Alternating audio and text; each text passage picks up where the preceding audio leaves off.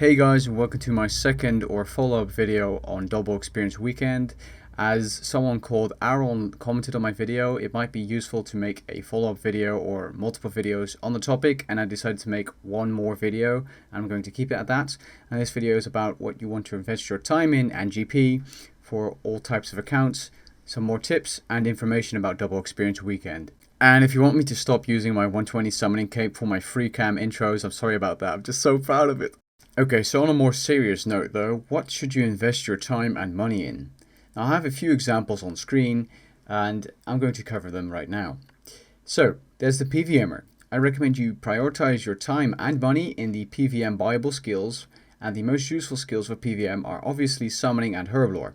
Summoning for the higher BOB familiars like the Pack Yak and Steel Titan, which isn't a BOB, sorry about that, but Steel Titan is very useful. And Herblore, of course, for the different types of overloads you get at 96 summoning or 85 for super anti-fires. Now, I put Invention and Prayer at the back there because Prayer isn't really double during Double Experience Weekend on the altars, but you can train Prayer on the Crystal in Priv for double the experience. That still isn't as fast as training on altar, even without Double Experience Weekend, but it is, it's doable if you want to do it.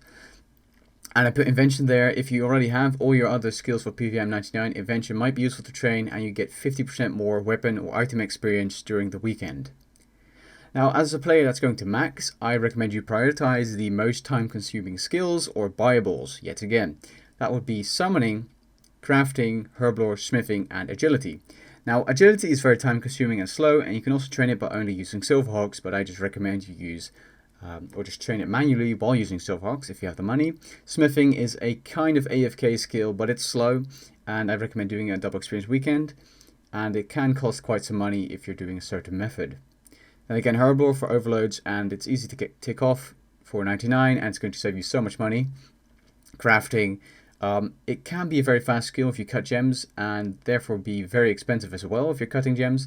If you're not doing that, it can be quite tedious and slow, semi-AFKable though with like battle staves, but I do recommend you train it on Double Experience Weekend if you're going for max, and I might be training it to 99 this Double Experience Weekend. I'll just have to see how much money I have. And Summoning, of course, which is pretty much for any type of account the best skill to train during Double Experience Weekend. So let me just give you an example. Let's say you're making Pack Yak pouches for 1 hour and you get 8 million summon experience. If you did that without Double Experience Weekend, it would be 4 million experience for 5,000 charms. Let's just say that, 5,000 Crimson charms. Now it takes, with a cannon, it takes 10 hours to get those charms at Dagonoffs, and even more if you're doing it with aggression potions or you're training for Slayer. So for the same amount of experience, you'd need 10,000 charms without Double Experience Weekend, and that is just, for every hour that you train Summoning on Double Experience Weekend, you're saving maybe 10 to 20 hours of charm grinding and training Summoning, and you're saving money. So I hope this is kind of clear, but this is definitely the best skill to train during Double Experience Weekend, especially if you're a PVMer, and if you're maxing, it's easy to take off. It can take you 2 hours and you're done, so very, very useful skill to train. Now, if you're a skiller account, you should prioritize the slow and expensive, mainly non-AFK skills first. Now, Divination is semi-AFK and you can do caches, but if you're a skiller, you might as well train it if you've done most of the other skills. Construction is kind of fast, but it's expensive, and as a skiller, if you do not like click-intensive skills, you can tick it off quite easily doing Double Experience Weekend in a few hours. Herblore, yet again, pricey skill, self-explanatory. Agility is a slow skill and it isn't very AFK at all, so I recommend you train it during Double Experience Weekend if you're a skiller. And runecrafting is also one of the slowest skills in the game, if not the slowest skill in the game, if you're not using the Soul Altar, of course. But I recommend training that as a skiller, as it's very tedious for most players, and I myself find it very tedious. And if you're a skiller anyway, you might as well train it. Flesh chain can be expensive, and on Double Experience Weekend, you're just going to save your money by training it. And it can be AFK, but it isn't really AFK doing broad arrows. I mean, you're AFKing for like 10 seconds, so that isn't exactly AFK. Smithing, yet again, and crafting, yet again, pricey skills, but you can tick them off faster and for less money on Double Experience Weekend. Now, if you're a mid-level player, I recommend either two things, one of the two things. You prioritize the Elven City skills to 75, or you prioritize 80 Divination, Smithing and Crafting to unlock Invention for later on in game. Now, Invention is a very useful skill. If you need to know more about Invention, just check my guide. But you can, upgrade your tools, your weapons to benefit you during PvM, and you can even get some bonus XP with the Wise perk and stuff like that. It's a very useful skill, and it's essential for any account later on in the game. Elf City is also essential for getting max easier, as some methods there are very AFK, like thieving and fishing, and you need 10 skills 75, which are all listed on screen. Those are construction, woodcutting, agility, dungeoneering, prayer, crafting, mining, herblore, summoning, and ranged. Now ranged is a combat skill, and combat is pretty easy, so that's why I put it last. You can train that with our Double Experience Weekend. I recommend you do the Bibles or slow ones like woodcutting first. Agility is very recommended on Double Experience Weekend for only 75. That's it, it's very painful. You could do dungeoneering, but you can also just do dungeoneering by doing your sinkholes every day. You can do 2 a day, by the way. Prayer isn't very doubled on the altars either, so it isn't really that important. You can do prayer without Double Experience Weekend. It's going to cost you a bit of money, but 75 isn't too high level. Now mining is kind of slow.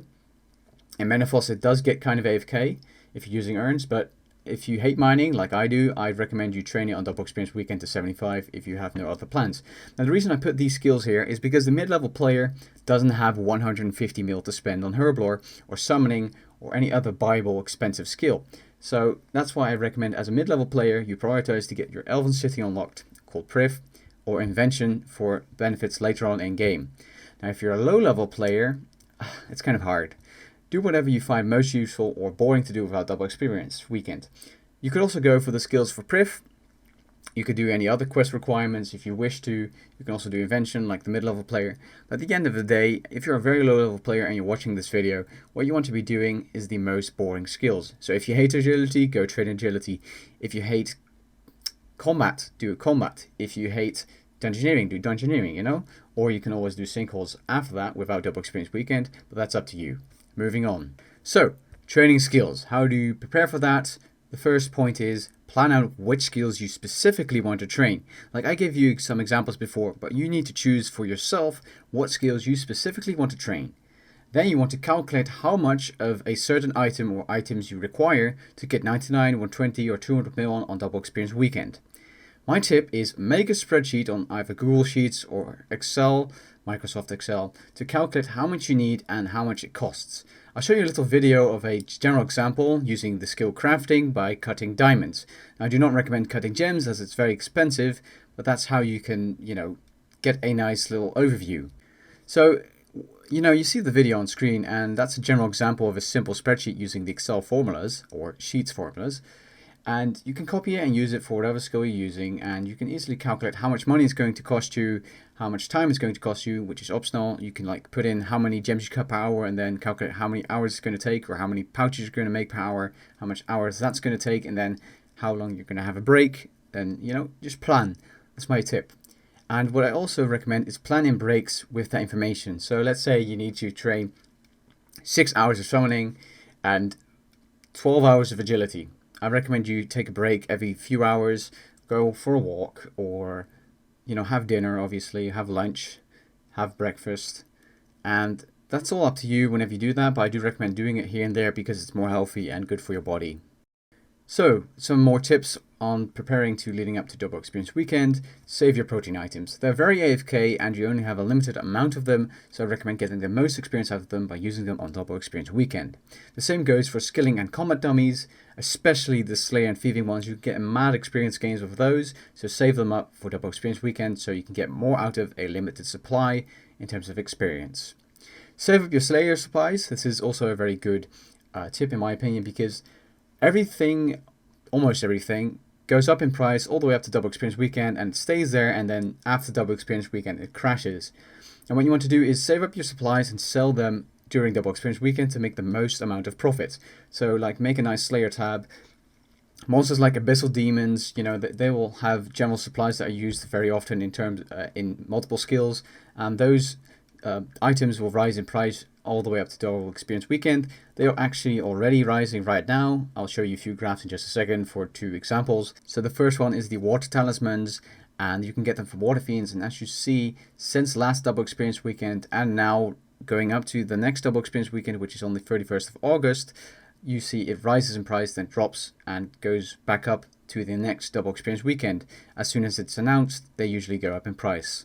Another example is yak hides, which you can buy from a shop with a stock of 1,000 somewhere on a Relica Island thingy place, I believe.